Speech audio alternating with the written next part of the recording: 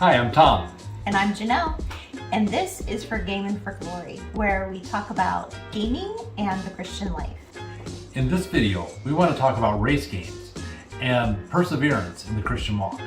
Let's start by talking about race games in modern tabletop gaming. So race games. From a young age, many of us have probably played a race game, if it's anywhere from Chutes and Ladders to games like Parchisi. These are examples of race games, but what exactly is a race game, and is there really much there for us as adults? In the two familiar examples that Tom gave, Chutes and Ladders and Parchisi, players roll dice or use a spinner. The results then dictate how they can move their pieces on the board. So in both games, players are trying to get their pieces from point A to point B. How we do that is decided by chance, as in the example of Chutes and Ladders, or a combination of chance and decisions, like in Parchisi, where you, as a player, can decide how you want to divvy up your dice roll between your pieces to move them.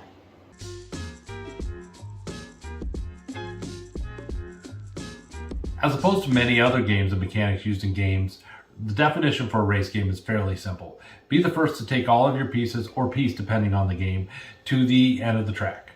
Now, what's interesting is the race game is also the earliest kind of board game that's known. These games date back all the way to 3000 BC, and we see them in Egypt, Iran, and Iraq, and they often use dice to decide game options and how far to move pieces. However, some newer games have gone to using decks of cards to do very similar things.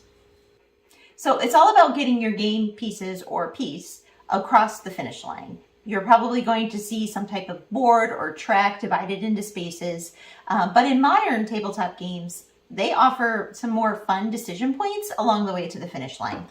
Today's race games have changed and developed a lot if your last race game was Chutes and Ladders.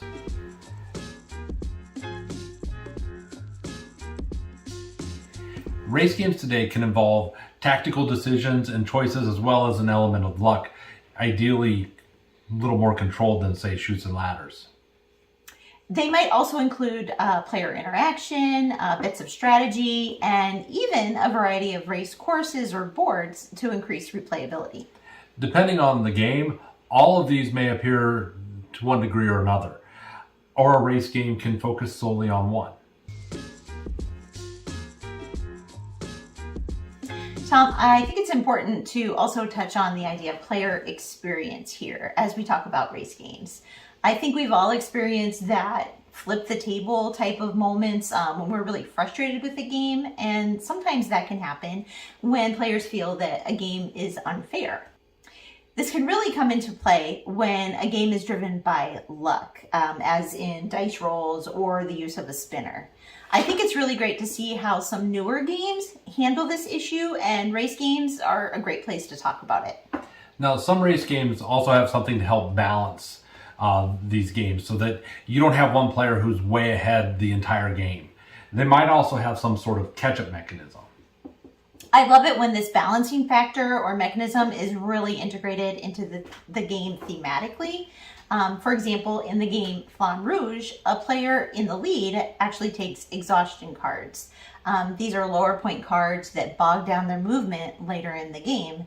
And this totally makes sense with the theme, because a biker who's at in the lead at the start of the pack has more headwind and needs to exert more effort. A couple of race games also incorporate slipstreaming, which is also very thematic. This allows a player that is a certain distance behind another person to slip ahead of them a few additional spaces.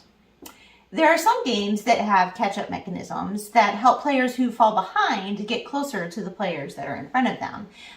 It's kind of like when you're playing Mario Kart and you're so far behind and you get the bullet that pushes you ahead.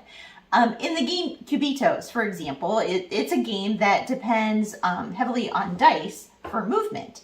And a player who falls behind can instead make gains on something called the fan track. Now, this fan track will provide them with some extra funding to buy more dice and allow them to roll more dice each turn, thereby helping them make bigger gains.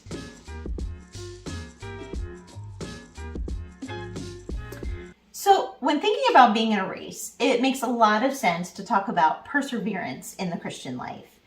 This topic has come up in the sermon series that our pastor is preaching through at the moment. Tom, how would you describe perseverance in the Christian life? So Romans 5:3-5 does a great job of describing this when Paul, having boasted in the hope of the glory of God, then says that we also rejoice in our affliction. But who wants to rejoice in affliction? He explains why we rejoice in affliction when he says that it produces endurance. And endurance produces proven character. And proven character produces hope. And then Paul says that this hope will not disappoint us because God has poured out his love into our hearts. If we just look at the affliction, we are going to struggle to persevere. But with the full picture in mind, we can lean on God to enable us to persevere. Yeah, I think it helps to look at perseverance in terms of results. It's not always a good feeling to persevere in the moment.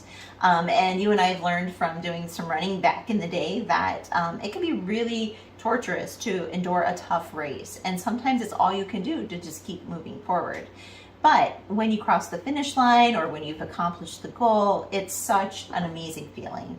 Likewise, enduring in the Christian walk can be really difficult at times, but it really helps to look back and see the distance you've come and the valleys that God has brought you through. Yeah, it definitely does. It's also important for us to get rid of those things that hold us back.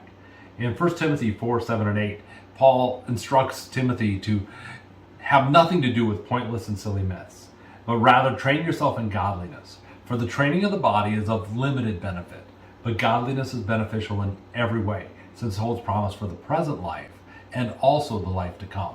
Training is so important. Someone once said that this life is practice for eternity. This conveys the idea very well. Do we rid ourselves of these things that disrupt our ability to train and to live for Jesus, and therefore gain the benefit both now and later? Or do we cling to stupid things like pointless and silly myths when the greatness that God offers is available? A passage I thought about, Hebrews 12:1-3, also encourages us to let go things, specifically the sin that so easily entangles us. A racer wants to be unencumbered in their race. Hebrews also speaks to taking courage from those who have endured in this race and fixing our eyes on the author of our faith and our supreme example, Jesus. Jesus has crossed the finish line and is experiencing the joy of having persevered. So we can be encouraged that our efforts are worth it and will be rewarded. Thanks for listening to our thoughts on race games and running with perseverance. I'm Tom. I'm Janelle, and this has been For Gaming for Glory. Catch you next time.